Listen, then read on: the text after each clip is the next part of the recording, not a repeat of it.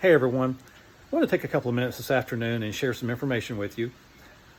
If you get a chance, head over to the Viper Training Group website, vipertg.com. We've updated the site. There's more information about who we are, what we're doing.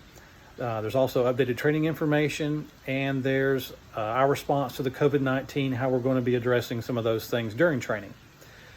We're really excited. Beginning July 6th, based on demand and the industry as a whole, we're going to start back our individual one-on-one training. And then beginning August 1st, we're going to start back our group training, and we've got a workshop. We'll certainly be letting you know more about that as that gets closer. I want to take a couple of minutes and talk about tactical roles that you might see for feature background, things like that. Most of the time you'll find out about those roles through a casting notice from a casting director. It'll have all the great information on there that you need to supply, sizes and contact information. And sometimes down at the bottom it might say military or law enforcement preferred / required. And then it'll have a space where you can list your relevant information. 3 tips. 1, if you don't have the training that you need, lock that down, okay? And that's where we can help. That's why we're here, is to help actors get hired. Period. That's it. Number 2, in that little space where it says description, that's your opportunity to sell yourself. Remember, you are your product, and you've got to market that product. You've got to sell that product. It's not your job to be the casting director and to decide whether or not you get hired. Don't worry about that. Get that out of your head. You need to sell yourself. List your training. List any relevant experience you might have.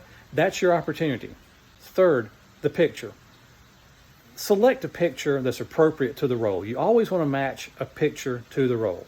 Doesn't matter what you're doing. You need to match yourself to the character. You need to give them what they're looking for. Remember, perception is reality in this business.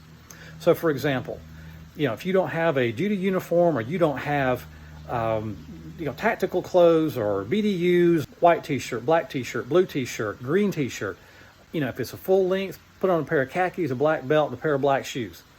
It doesn't have to be tactical. I'm not saying go out and buy stuff, but give them the look that they're going for. So why is it so important to not try to fortune tell, as I call it, and try to play casting? Here's a couple of scenarios. 1, they ask for those qualifications because that's a filter for them. That's easier to work through the process, and it also just discourages everybody from applying for those roles. You never know if for example, they need a 5-man team, they can't get 5 people, and they start working through the list. Well, there you are. Or they book it out, okay? You weren't chosen.